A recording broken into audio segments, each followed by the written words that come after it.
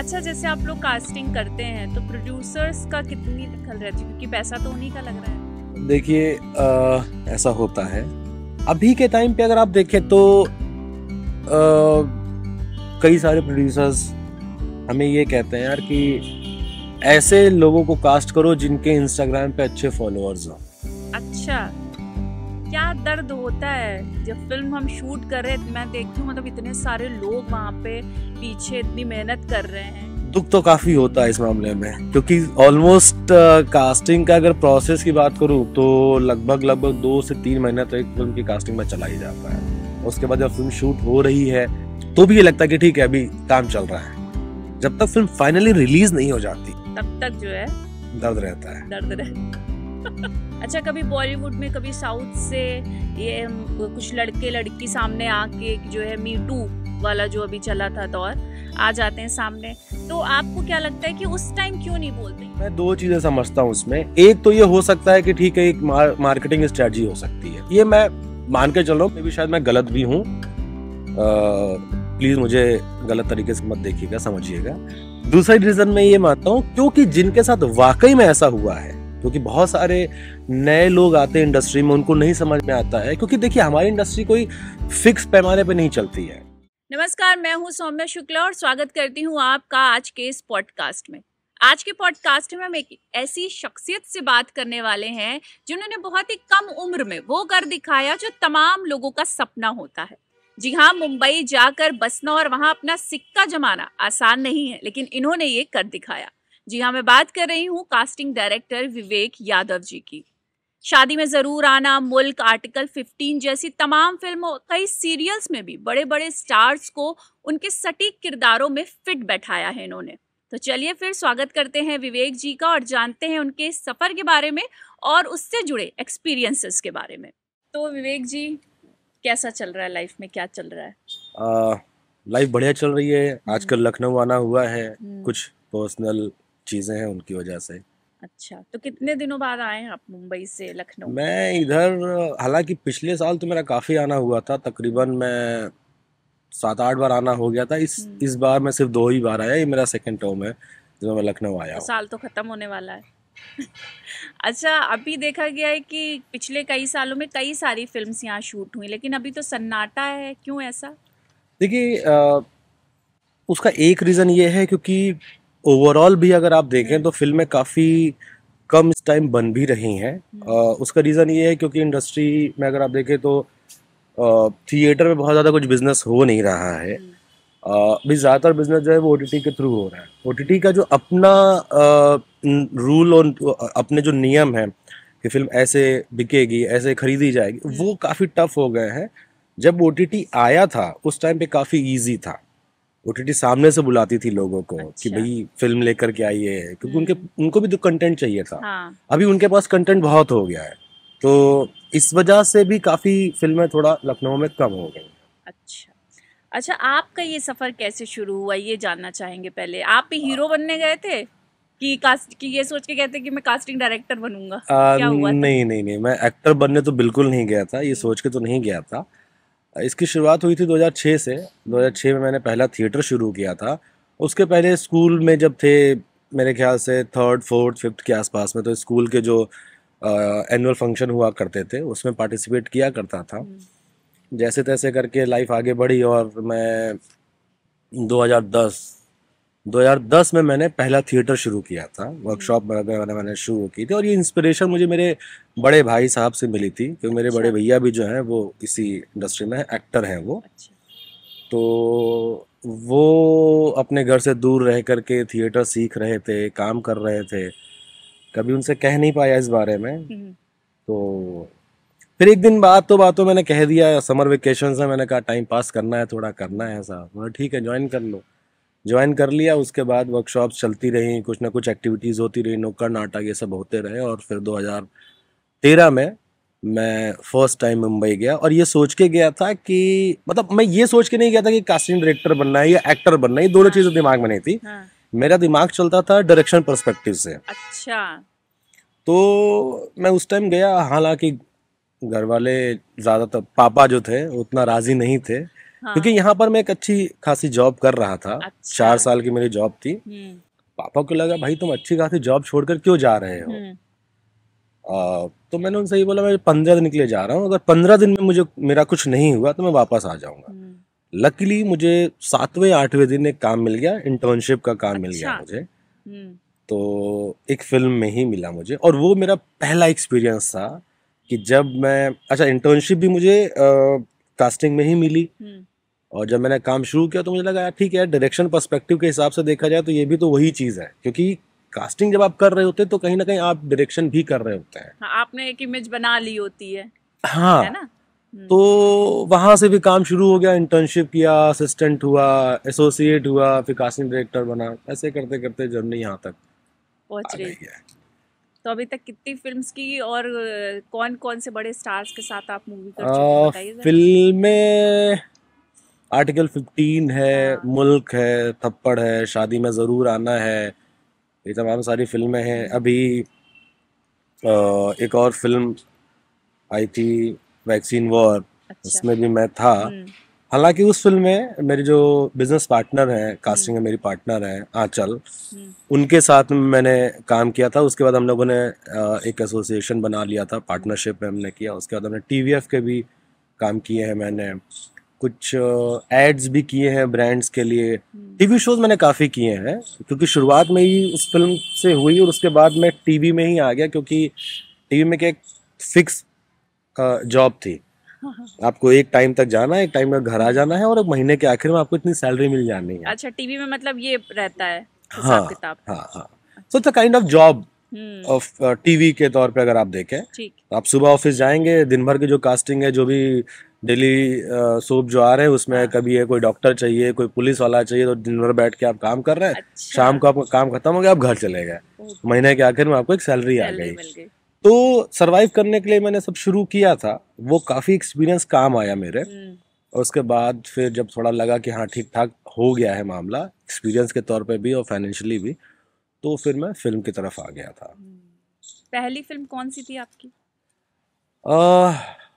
पहली फिल्म तो कहा जाए इंटर्नशिप के तौर पे तो वही थी। हालांकि वो फिल्म भी बन नहीं पाई पूरी तरीके से, क्योंकि उसके अंदर एक हाथी था, बच्चों की कहानी थी। वो हाथी है, जानवर है, अपना मूड है उसका, करेगा शूट नहीं करेगा। हाँ। है ना, इंसानों के साथ क्या आप उसको डरा सकते हैं, धमका सकते हैं कि सैलरी कट जाएगी भाई, सब काम करना पड़ेगा, लेकिन हाथी को नहीं कर सकते ना। तो खैर वो फिल्म बन ही नहीं पाई, और तो वो मेरी तरीके से पहली फिल्म थी। उसके अलावा अगर देखूं तो की एंड का एक फिल्म थी जिसमें करीना कपूर और अर्जुन कपूर थे, आर बाल्की सर की फिल्म थी वो मेरी फिल्म असिस्टेंट कास्टिंग डायरेक्टर के तौर पे पहली फिल्म थी जो रिलीज हुई ऑफिशियली। हाँ। उसके अलावा तमाम सारी फिल्में रहीं। सुधीर मिश्रा जी की एक फिल्म लखनऊ में शूट होनी थी, मेहरुनिसा, मैं उसमें भी था, और फिल्म बन नहीं पाई, सेट वेट सब लग गया था, पर वो काम हो नहीं पाया था जी। तो वो ऑफिशियली पहली फिल्म थी जो मेरी रिलीज हुई थी। अच्छा, हम लोगों ने जब आपस में ये 9 से 10 साल पहले काम किया था, वो आपकी कौन सी फिल्म थी? हाँ, वो मेरे ख्याल से दूसरी या तीसरी फिल्म थी। तो जो हम लोगों ने आई थिंक 2013 या 14 में शूट किया था, लखनऊ में शूट किया था। 2014 में। हाँ, 14 में किया था। आई थिंक जून जुलाई के आसपास की बात थी वो। वो फिल्म भी कंप्लीट नहीं हो पाई। क्या दर्द होता है जब फिल्म हम शूट कर रहे, मैं देखती हूँ मतलब इतने सारे लोग वहाँ पे पीछे इतनी मेहनत कर रहे हैं, ठीक है, और उसके बाद शूट हो रहा है, फिर फिल्म रिलीज नहीं हो रही है, कंप्लीट नहीं हो पा रही है, तो अगली मूवी के लिए कैसे मोटिवेट होते हैं आप लोग? देखिए, दुख तो होता है, क्योंकि क्या है कि पहला स्ट्रगल तो ये होता है कि आपको एक फिल्म अपने पास लेके आनी है, उसका एक अपना स्ट्रगल होता है। हाँ।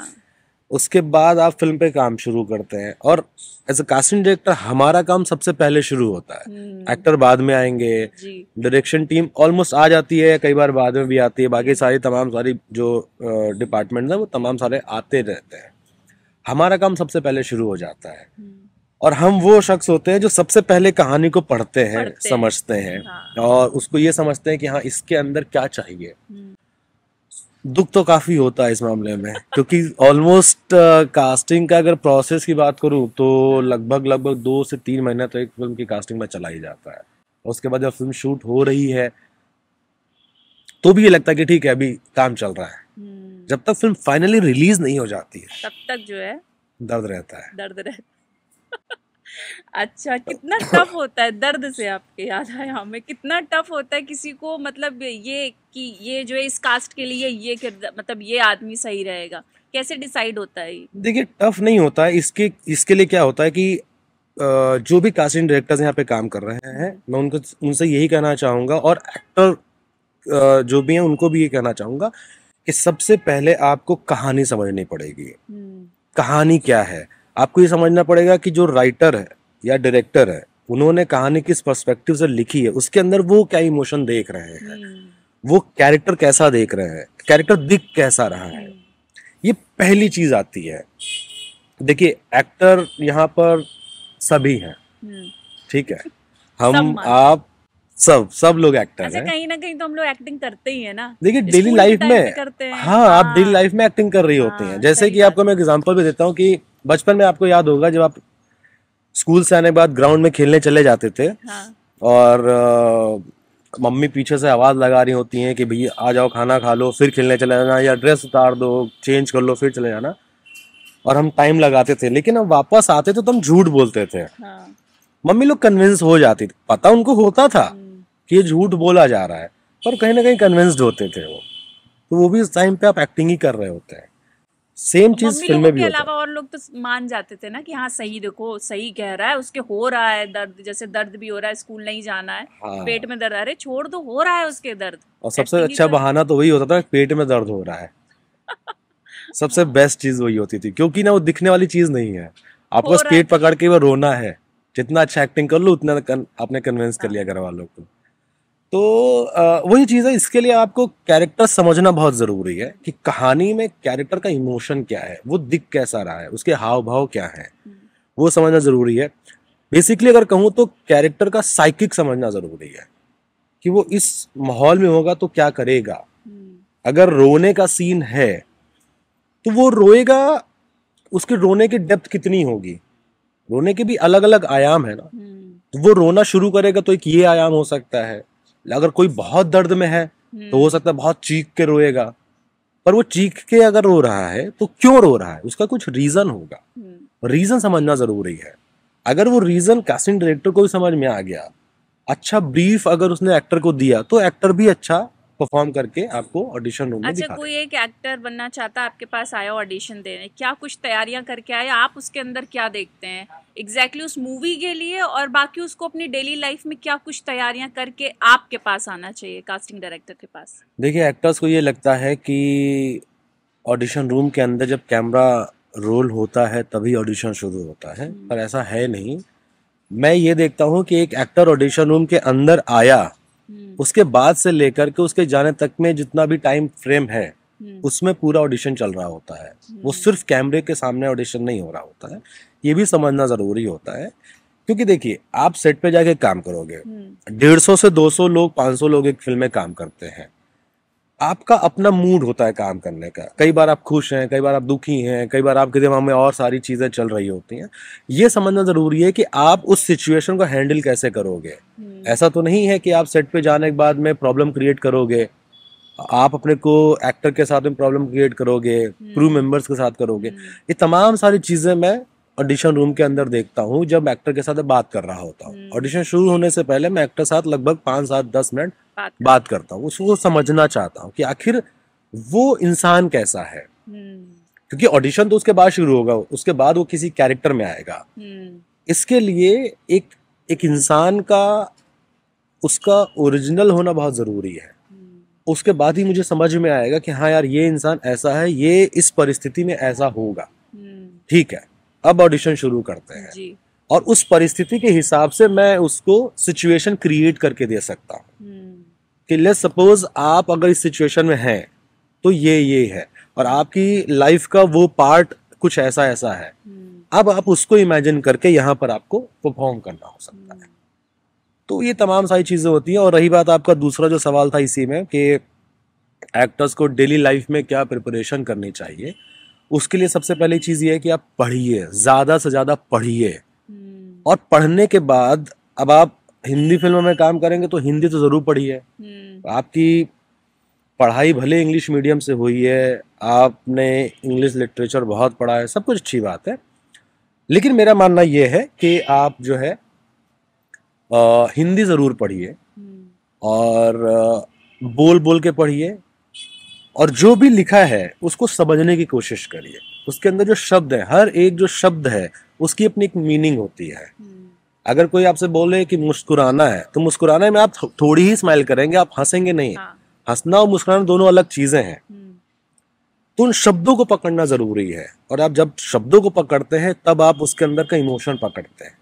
उसके लिए आप जब आप ये सारी चीजें कर लेते हैं तब आपको ऑडिशन करना आपको आसान होता है। और एक ही लाइन को आप 4 तरीकों से या 7 तरीकों से कैसे बोल सकते हैं, जैसे 7 इमोशन कहे गए हैं, तो आप एक ही लाइन को 7 तरीकों से कैसे बोल सकते हैं, इस चीज को समझना बहुत जरूरी है। उसके लिए आप पढ़िए, ज्यादा से ज्यादा फिल्में देखिए, ज्यादा से ज्यादा आप अच्छा, मैं एक और चीज भी कहना चाहूंगा। इसके लिए ना सबसे बेस्ट एग्जांपल हो सकता है, आप नेताओं के भाषण सुनिए अलग अलग जगहों के। क्यों? नाम नहीं लेना चाहूंगा, लेकिन हमारे देश के जो सबसे बड़े नेताजी हैं, वो जिस जगह जाते हैं ना वहां के हो जाते हैं।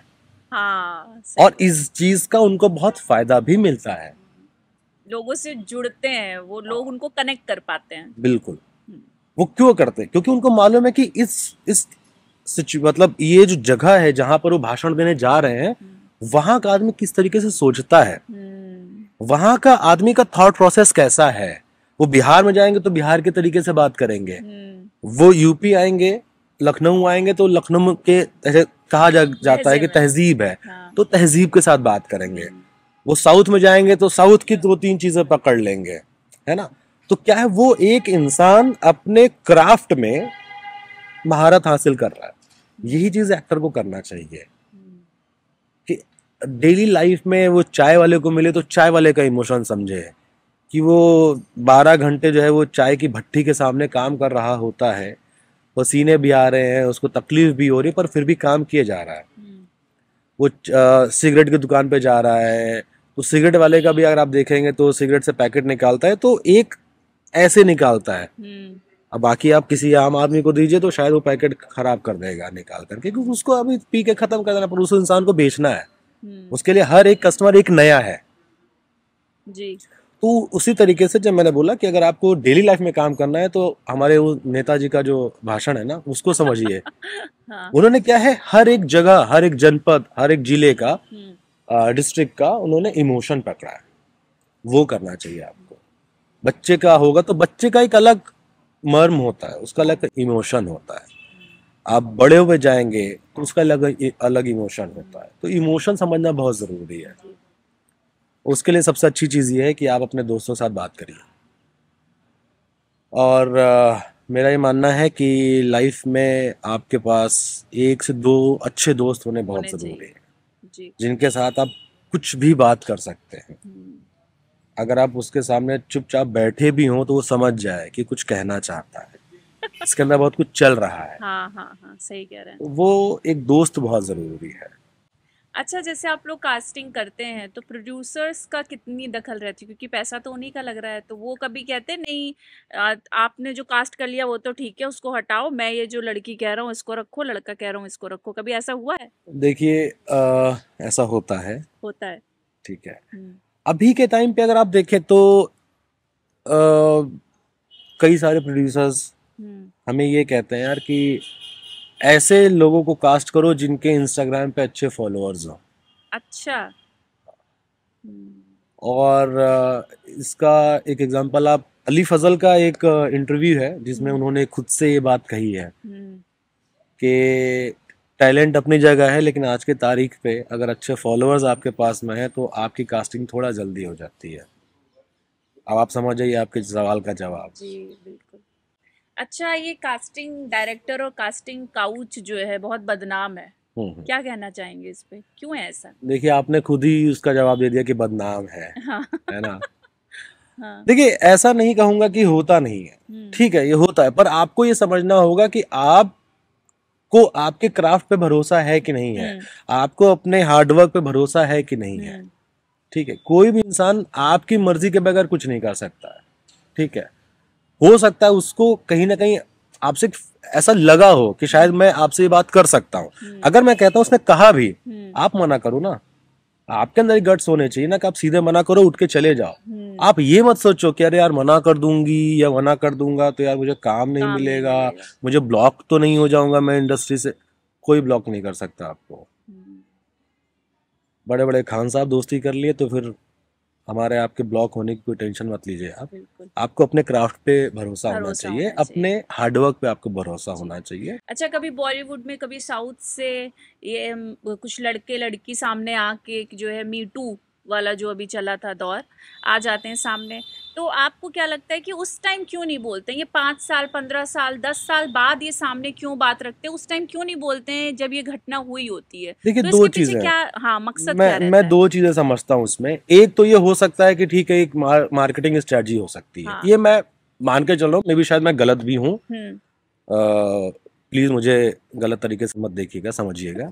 दूसरा रीजन मैं ये मानता हूँ क्योंकि जिनके साथ वाकई में ऐसा हुआ है, क्योंकि बहुत सारे नए लोग आते हैं इंडस्ट्री में, उनको नहीं समझ में आता है। क्योंकि देखिए, हमारी इंडस्ट्री कोई फिक्स पैमाने पे नहीं चलती है। ठीक है, आप किसी जगह, किसी ऑफिस में आप नौकरी करने जाते हो तो आपको मालूम होता है ये प्रोसेस है। हमारे यहाँ काम मिलने का कोई प्रोसेस नहीं है। ठीक है, आपका हार्ड वर्क और आपका लक। ठीक है, हो सकता है कि उनके साथ वाकई में ऐसा हुआ हो। और उस टाइम पे देखिए, मैं ये भी मानता हूँ कि आसान भी नहीं होता है कि आपके साथ ऐसा हो और आप तुरंत आप किसी के सामने जाके बयां कर दें। वो उस तकलीफ उस इंसान को ही मालूम होती है कि कितनी तकलीफ हुई है। हो सकता है उस इंसान को लगता हो कि ठीक है, जाने देते हैं। हो सकता है यार बदनामी हो जाएगी, हो सकता है यार घर वालों को बुरा लगेगा, हो सकता है यार कि मैं ये बात आज बोल लूं, घर वाले वापस बुला लें। तो बहुत सारी चीजें दिमाग में चल रही होती हैं, इस वजह से शायद वो नहीं कह पा रही होंगी या नहीं कह पाते होंगे। पर मैं ये तो नहीं कहूंगा कि सब के सब लोगों ने मीटू के नाम पे झूठ बोला। क्योंकि अभी हाल ही में रश्मि देसाई का भी बयान आया सामने, पढ़ा आपने? उन्होंने भी बोला कि वो 16 साल की जब थी तो उनके साथ ऐसा ऐसा ऐसा कुछ हुआ। देखिए, पहले तो थोड़ा ज्यादा होता भी था, अब थोड़ा मुश्किल भी है। और रीजन ये है क्योंकि अभी सोशल मीडिया बहुत एक्टिव है, आपके पास टेक्नोलॉजी है। मैं ये भी कहना चाहूंगा कि आज भी अगर किसी के साथ ऐसा हो रहा है, मैंने जैसे कि पहले कहा, आपके पास में आपको अपने टैलेंट और आपके हार्डवर्क पे आपको भरोसा होना चाहिए। कहीं भी आपके साथ ऐसा हो रहा है, आप तुरंत उठ के चले आइए। आपने अगर उस बात का, आपने उनकी बात को एंटरटेन किया तो उनको समझ में आएगा कि भाई ठीक है, ये मुझे सामने से ऑफर हो रहा है, आप सीधे उठ के चले आइए, बात खत्म हो गई। कोई नहीं लड़ने वाला कि अरे तुम उठ के कैसे चलेगा, मैं तुम्हें इंडस्ट्री से ब्लॉक कर दूंगा, मैं तुम्हें फिल्म में नहीं है, ऐसा नहीं होगा। तो बहुत हद तक आपके ऊपर भी डिपेंड करता है। बिल्कुल। अच्छा, जैसे आपने बहुत सारे एक्टर्स के साथ काम किया, एक्ट्रेसेस के साथ काम किया, कुछ के बारे में हम जानना चाहेंगे। जैसे आशुतोष राणा जी हो गए, कैसा व्यक्तित्व लगता है आपका? हाँ, आशुतोष राणा सर बहुत बढ़िया, कमाल के आदमी है। सबसे अच्छी चीज ये है कि हिंदी उनकी बहुत इतनी शुद्ध है ना, उनकी हिंदी कुछ कहने को नहीं। वो तो मैंने सुनी भी है उनकी। मैंने मुल्क में उनके साथ काम किया था। मैं मुल्क में असिस्ट भी कर रहा था और कास्टिंग भी मैंने की थी, लखनऊ का जितना पोर्शन था और तमाम सारी चीजें। तो मैंने जब उनके साथ काम कर रहा था तो एक वाक्य मैं आपको फिल्म का शेयर करता हूँ। कोर्ट ड्रामा चल रहा था, मेरा फर्स्ट एक्सपीरियंस था जहाँ पर हमने मुल्क में एक साथ 5 कैमरों के साथ शूट किया था। अच्छा। जनरली 2 से 3 कैमरे के साथ शूट होता है, जनरली लोग किया। मेरा फर्स्ट एक्सपीरियंस था एक साथ 5 कैमरे। मैं फर्स्ट डे जब सेट पे पहुंचा तो मैंने देखा यार 5 कैमरे हैं, मतलब क्या होने वाला है, मुझे कुछ आइडिया नहीं था। खैर सेट लग चुका था, मॉनिटर रूम पे मैं गया, अनुभव सर वहाँ बैठे हुए थे। मैंने देखा 5 मॉनिटर ऐसा लाइन से लगे हुए हैं, कैमरे लगा दिए गए हैं, पूरा 1 टेक पूरा सीन चल रहा था सारे एक्टर्स का। ऑडियंस मतलब जो पब्लिक हेयरिंग के लिए आई हुई है उन पे भी कैमरा लगा हुआ है, जज पे लगा हुआ है, तापसी पे भी, तब सब पे लगा, ऋषि सर पे भी लगा हुआ था। उस टाइम पे आशुतोष सर ने कुछ तो एक वर्ड ऐसा हिंदी का इम्प्रॉम्प्ट बोल दिया, इम्प्रोवाइज कर दिया था। उसके बाद वो सीन रुकना पड़ा था। क्यों? क्योंकि वो किसी को आइडिया लग नहीं पाया कि ये क्या है और इसकी मीनिंग क्या होगी। तो कट हुआ, फिर पूछा गया कि सर ये क्या मीनिंग थी, तो आशुतोष सर ने बताया कि इसकी मीनिंग ये होती है। तो फिर उसके बाद वापस से शुरू हुआ और वो जो वर्ड था हिंदी का वो फिल्म में रखा भी गया है। अच्छा। तो एक तो इनकी हिंदी बहुत अच्छी है, और आशुतोष सर की एक बुक भी है, वो भी लोगों को पढ़नी चाहिए अगर आपको हिंदी अपनी अच्छी करनी है तो। और साथ के साथ में आप और जितने भी इस तरीके की हिंदी के लिटरेचर हैं, कहानियां हैं, वो पढ़िए। मैं तो ये कहूँगा कि आप शेर व शायरी ज़रूर पढ़िए। अच्छा। इसमें क्या है ना कि शेर व शायरी का मतलब क्या है कि एक 15-10 लाइनों का जो इमोशन है वो हाँ। शायर जो है वो 2 लाइनों में कह रहा होता तो है। क्या आशुतोष जी जो है सेट पर भी अपनी कविताएं सुनाते थे लोगों को? हाँ, मतलब मूड के ऊपर है, मूड के ऊपर है। पर कमाल कमाल के एक्टर है। अच्छा, आपने अक्षय कुमार जी के भी साथ काम किया है, जी। तो उनको कहा जाता है समय के बहुत पाबंद है, सुबह ही उठ जाते हैं 4 बजे, जब बॉलीवुड में जो लोग हैं पार्टी वार्टी करके सोने वाले होते हैं वो उठ चुके होते हैं सो के। हाँ हाँ, तो ये सच ये है? सच है, ये सच है। अच्छा। तो आप देखिए कि इस एज में भी हाँ, अक्षय सर कितना कितने फिट है। fit हैं। वो स्टंट से लेकर के सब कुछ वो खुद ही कर रहे होते हैं। वो फिट क्यों है? क्योंकि उनका वो रूटीन इतना उन्होंने हार्ड बना के रखा है। हाँ। हमारे लिए हार्ड है, उनके लिए वो इजी हो सकता है। सही कह रहे हैं जी। अच्छा, लोग संघर्ष की कहानियां सुनाते हैं, बॉलीवुड में बहुत सारे एक्टर्स होते हैं कि मैं जो इतने दिन जो है संघर्ष के टाइम पानी पी के रहा, इतना इतना पैदल चला, और तो मतलब क्या है ये पब्लिसिटी स्टंट होता है कि लोग सबकी एक ही जैसी कहानी होती है, क्या माजरा क्या है?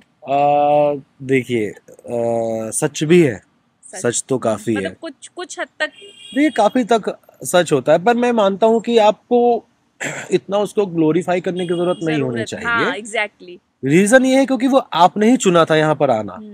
आपने ही चुना ना कि मुझे इस इंडस्ट्री में आना है। हाँ। और आपका ही वो जिद्दीपन था कि मुझे यही काम करना है। अदरवाइज ऑप्शन तो आपके पास और भी हो सकते थे ना।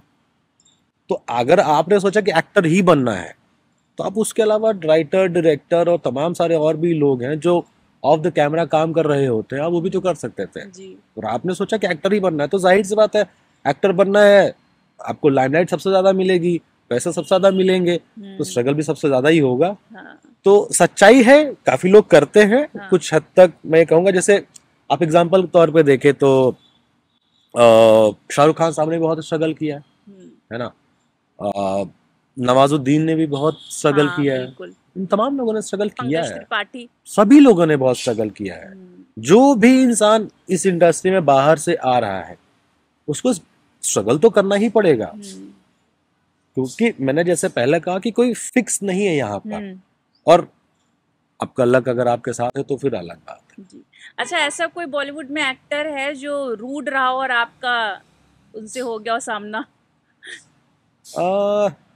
रूड तो नहीं, देखिए रूड नहीं कहूंगा, पर क्या है ना कि ये देखिए, ये पर्सपेक्टिव की बात होती है। लेट्स सपोज अगर मैं आपको कोई चीज कहूं कि ये करना है या ऐसे करना है, और आप बोले कि नहीं ऐसे ऐसे करना है। हाँ। मैं अपने स्ट्रॉन्ग माइंडेड पे हूँ, आप अपने स्ट्रॉन्ग माइंडेड पे हैं, तो फिर ये हो जाएगा कि मैं आपके लिए रूड हूँ और आप मेरे लिए रूड है। पर चूंकि ये क्राफ्ट है, हाँ। ये कला है, ये क्रिएटिव चीज है, तो यहाँ पर रूड कुछ नहीं होता। रूड ये होता है कि जो मतलब ऐसे रखता हो, जो लगता ही हो, बता दीजिए। देखिए, मैंने नसीर साहब के साथ काम तो नहीं किया है, पर मैं उनसे मिला हूँ और मैं सौभाग्य मानता हूँ कि मैं नसीर साहब से मिल पाया। अब देखिए, क्या वो रूड नहीं है। आप अगर उनके इंटरव्यूज सुने और देखें, उनको आप थिएटर में काम करते हुए देखें, तो आपको लगेगा कि यार वाकई में वो जितने भी कैरेक्टर्स को प्ले कर रहे हैं उनको एकदम जीवंत उन्होंने कर दिया है। तो वो अपने क्राफ्ट के लिए काम कर रहे हैं, वो रूड नहीं है। उनको मालूम है कि ठीक है, वो चीज है, इसके लिए मुझे काम करना है। रूड जैसा मैं नहीं कहूँगा कुछ है, और ठीक है, वो अपने अपने समझने की बातें हैं। आखिरी सवाल पूछती हूँ मैं आपसे, आपने शादी में जरूर आना में भी कास्टिंग की हुई है, तो आप कब मुझसे कहने वाले हैं कि मेरी शादी में जरूर आना? कब वो फोन कॉल आएगा, बता दीजिए आखिर में मुझे आप। देखिए, अब जब होगा तो मैं आपको मैसेज और कॉल और इनविटेशन आपको आ जाएगा। कुछ तो आप सोच लिया होगा ना, 1 साल 2 साल कुछ तो सोच लिया होगा ना? देखिए, ऐसा कुछ सोचा नहीं है। जब लगेगा कि एक सही साथी मिल गया है तो बस चटमंगनी पट पे, हाँ हो जाएगा। अभी चल रही है लाइफ अपने तरीके से। जब कहा जाता है ना कि सबका लिखा हुआ है, हाँ। तो हो सकता है कि जो मेरा लिखा है वो हो सकता है अगले कुछ सालों में आ जाए। देखते हैं, इंतजार है उसका। चलिए ठीक है, हम भी इंतजार करेंगे आपके फोन कॉल का। जी जी जी, थैंक यू सो शुक्रिया। मच, थैंक बहुत यू सो अच्छा लगा मच, आपसे बात थैंक यू सो करके। Much, thank thank you. You. तो ये थे कास्टिंग डायरेक्टर विवेक यादव जी, जिन्होंने हमारे सारे ही सवालों का जवाब अपने ही अंदाज में दिया। तो thank you so much Vivek ji, thank you. आपने हमें इतना समय दिया और हमारे सारे ही सवालों का जवाब इतने अच्छे से दिया। तो फिलहाल के लिए इतना ही। हम उम्मीद करते हैं कि आपको हमारा ये पॉडकास्ट अच्छा लगा होगा। जल्द ही फिर मिलेंगे। नमस्कार।